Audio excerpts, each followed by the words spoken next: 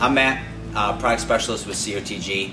What I want to show you right now is a few copy basics for the Xerox Work Center 53 series. Three things I want to show you today. Basically, it's how to copy small originals easily, how to automatically enlarge or reduce an original document to fit onto a larger or smaller piece of paper, and then also copying books. So let's get started. Come on in. Just so you understand, in paper supply, when it says auto select, that means it's going to understand how big the original document is, and it's going to match the exact same paper tray size. So basically, if I have an 8.5 by 11 document, it's going to go to an 8.5 by 11 tray. So that's great, but what if you have a small original? I don't have a quarter sheet of paper in those trays. So what I'll do is I'll put it down in the upper left, and instead of putting a white piece of paper over it, oldest trick in the book, come on now.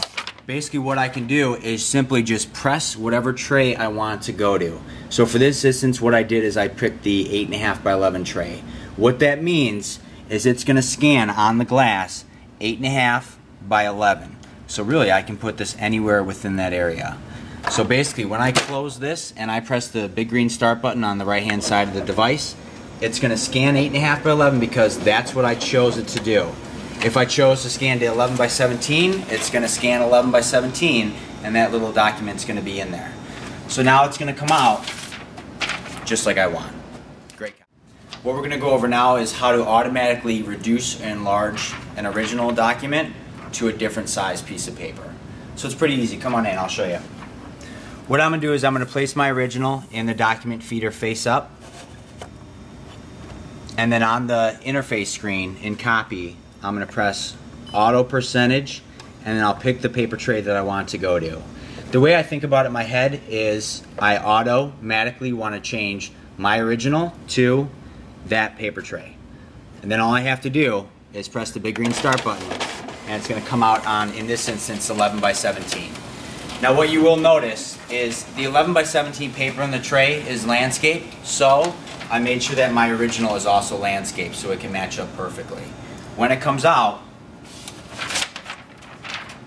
it's going to proportionately enlarge it to fit on 11 by 17. One thing you'll notice too is there's a lot of white space here. Now I get really picky about this stuff, so you can auto center it so it fits perfectly. It won't stretch it or skew it, it just moves it over so it looks a little better. Let me show you how to do that. So again, I would press auto percentage and I'd pick the tray I want to go to. But before I would press start, I can press the more button under reduce and enlarge, and there's a little auto center square right there. If I press it on the left hand side, a little blue check mark pops up, then I press save, and when I put this in again and press the big green start button,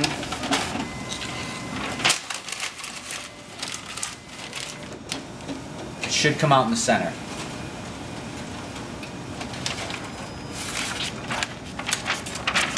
That's better. When I want to copy a book, the hardest part is having to put it down on the glass, make sure it's lined up correctly, close the document feeder, and slip out my hand before it crushes me. A nice thing that Xerox does is it lets me not really even have to close the lid. What I'm going to do is I'm going to put on the 53 series the book down so it fits onto the glass. I usually hold it down too because I don't want the little black areas between the bind to get in my copy. So what I do now is I go to Layout Adjustment. It's a tab in the copy screen. You'll notice on the upper left there's a book copying button. I'm going to go ahead and press that. Two options, off or on. Let's choose on today. Now right now I can choose to scan both pages and have each page print out on an 8.5 by 11 document or 8.5 by 11 sheet. Or I can just choose the left page or just choose the right page. Key tip here, if you look at my book, this is my left side, this is my right side, but the way the Xerox understands it is how I'm reading it. So this is really your left side and this is really your right side. To keep it simple today, let's just do both pages. All I'm going to do is turn it on, press both pages, and then press save. And then all you do is you press start. You'll notice it scans half a sheet, then the other half, and then it just scans that first half. So what I should have is two 8.5 by 11 sheets. Left page, right page. Amazing.